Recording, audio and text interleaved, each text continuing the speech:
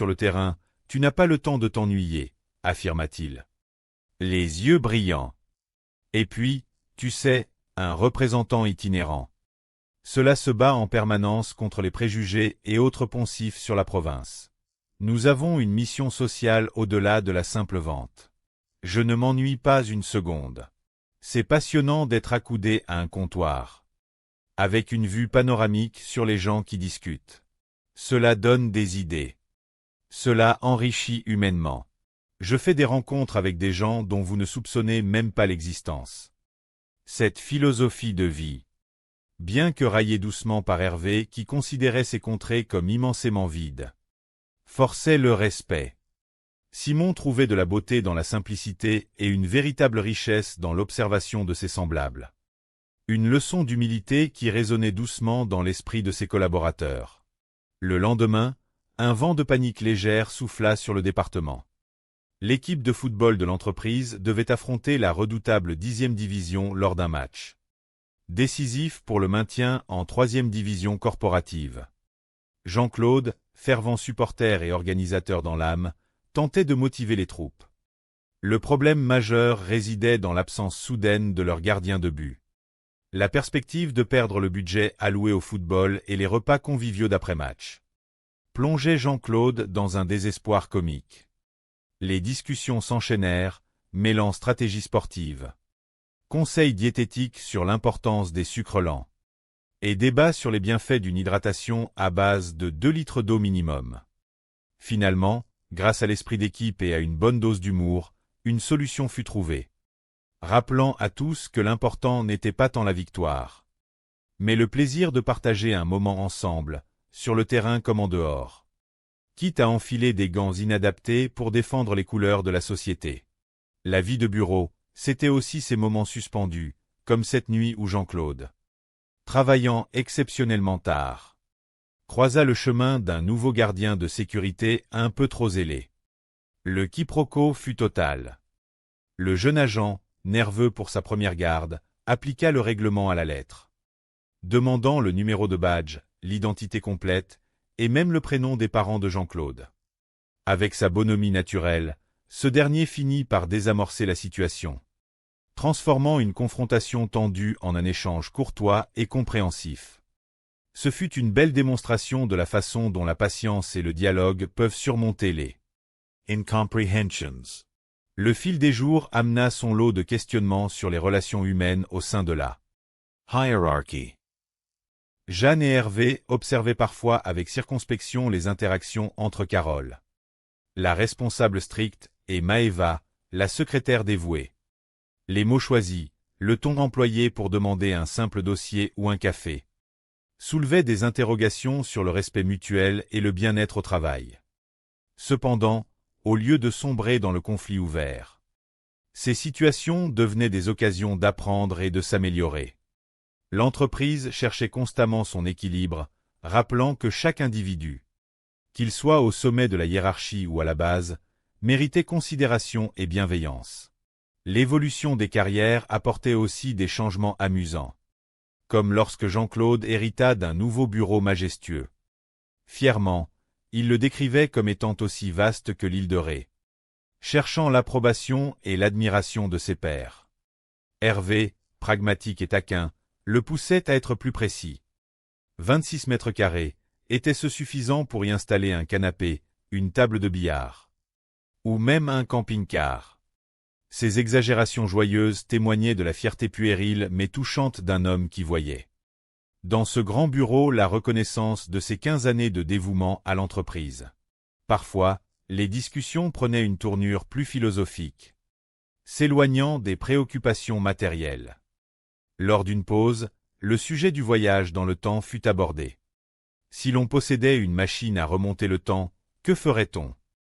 Les réponses révélaient les valeurs profondes de chacun, tandis que l'un évoquait le fait d'empêcher de grandes tragédies historiques. Hervé confia son désir le plus cher, retourner en l'an 1960. Sur une petite route du Lot, pour changer la roue de la voiture de sa mère et lui éviter de contracter une grave pneumonie. Cette confession inattendue, empreinte d'un amour filial profond, apporta une touche de tendresse et de poésie à l'atmosphère habituellement bouillonnante du bureau, prouvant que derrière les masques professionnels se cachaient des cœurs sensibles. L'harmonie du groupe était parfois mise à l'épreuve par des malentendus cocasses. Le concept de la sophrologie et de l'étude des gestes parasites provoqua des débats animés. Se toucher le nez signifiait-il nécessairement que l'on mentait? Se caresser les cheveux était-il un appel inconscient à la séduction?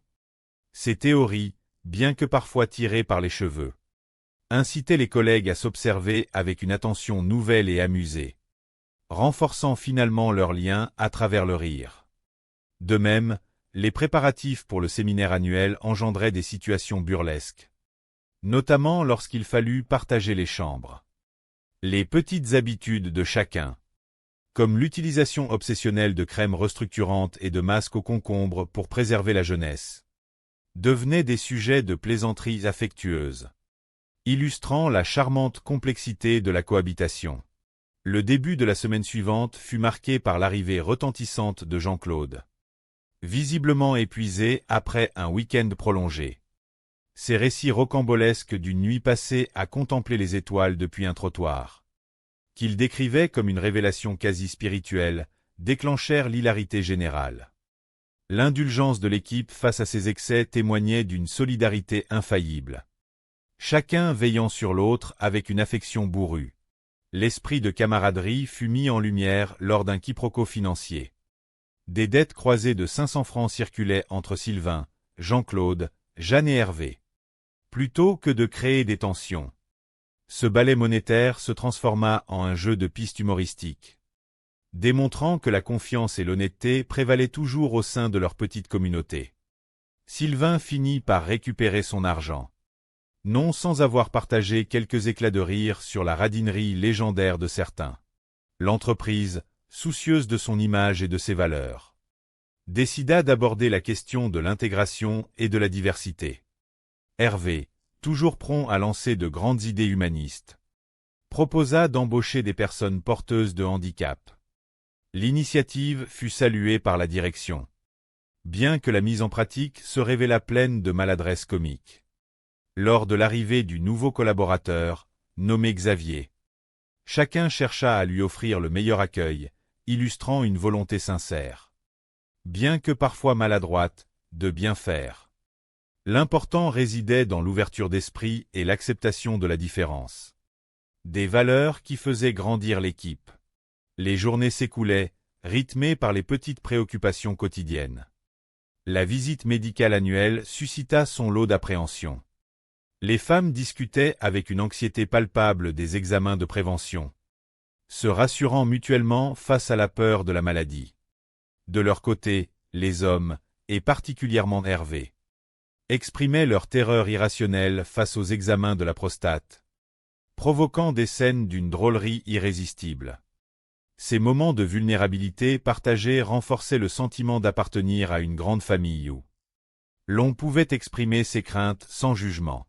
La question de la nourriture à la cantine devint soudainement un sujet de la plus haute importance. Les craintes liées à la qualité des aliments, exacerbées par des reportages alarmistes sur la crise bovine, poussèrent les employés à remettre en question leurs habitudes alimentaires. Les débats sur les bienfaits de la semaine biologique, comparés aux plats traditionnels copieux, révélaient une conscience croissante des enjeux de santé. Le tout traité avec légèreté.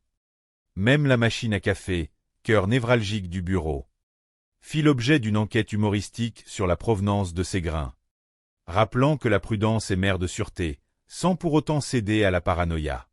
Au milieu de cette effervescence, le travail reprenait toujours ses droits. Jean-Claude démontra son talent inégalé pour la vente lors d'une rencontre avec un client difficile.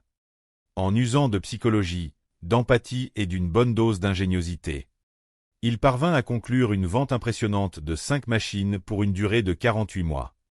Sa capacité à comprendre les besoins humains, au-delà des simples caractéristiques techniques des photocopieuses, suscitait l'admiration. Il prouvait ainsi que l'écoute et la connexion émotionnelle étaient les clés du succès professionnel.